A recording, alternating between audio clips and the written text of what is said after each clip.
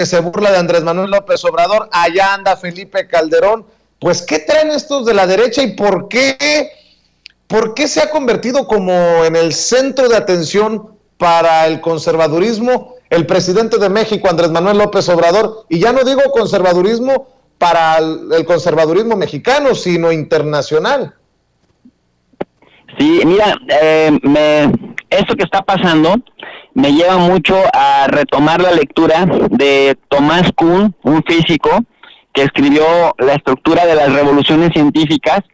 y en este libro de La estructura de las revoluciones científicas, que él en realidad quería explicar cómo se daban los avances en la ciencia en el campo de la física, después nosotros los de relaciones internacionales lo tomamos para observar los fenómenos sociales en términos de estructuras. Y pensando en estructuras, pensamos en estructuras mentales o en estructuras ideológicas, que finalmente las estructuras ideológicas posteriormente definen cómo se comporta el ser humano. Y en ese orden de ideas, Thomas Kuhn decía que en el proceso mismo que ocurrían las revoluciones científicas, había un gran debate entre el paradigma, que todavía no acababa, paradigma entendido como visión dominante, entre esta visión dominante, Vicente, que no acababa de morir y que no estaba dispuesta a morir sin patalear, y el paradigma naciente que lo había desafiado, la visión dominante, pues más bien la visión que está en camino a convertirse en dominante, que aún no acaba de nacer, pero que está dando pasos agigantados para sustituir a la visión dominante que está dejando de serla. En ese sentido,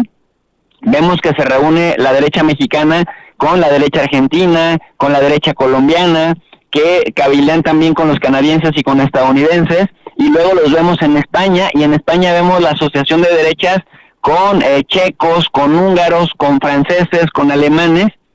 y entonces te das cuenta que el paradigma que ya no responde a una dinámica social que se había normalizado históricamente,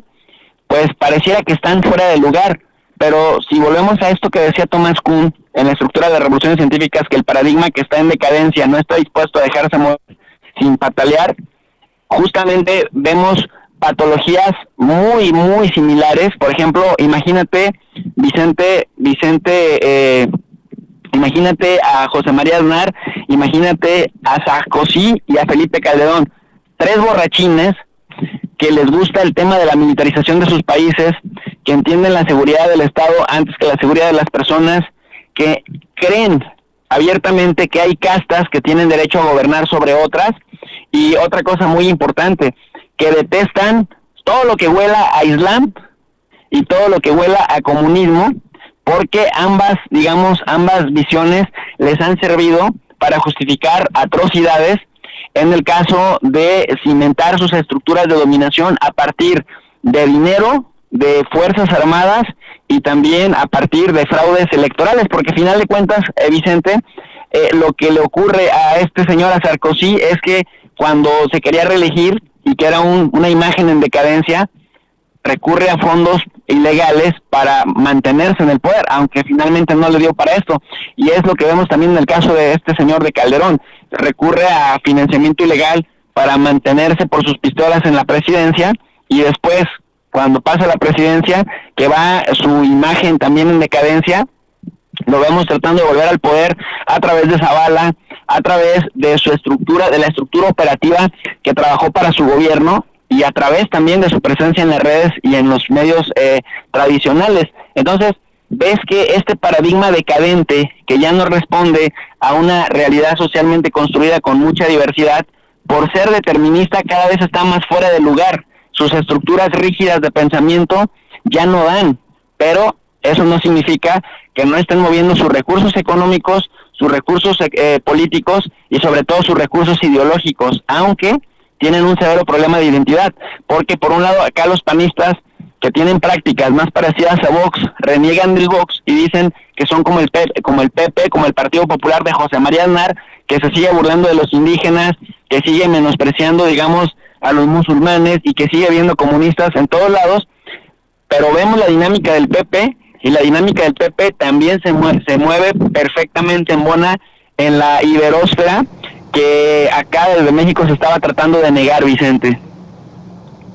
Pues qué fuerte y qué importante para no perderlo de vista, para estar al pendiente de estos temas, aunque las cosas ocurran en España. Y bueno, pues nosotros para eso estamos aquí en Sin Censura. Profe, ¿por qué no cerramos invitando a la gente a tu canal? Claro que sí, mi querido Vicente. Invitar a la gente a que vengan al canal de tu profe de RI para tener clases de relaciones internacionales y lecturas de relaciones internacionales.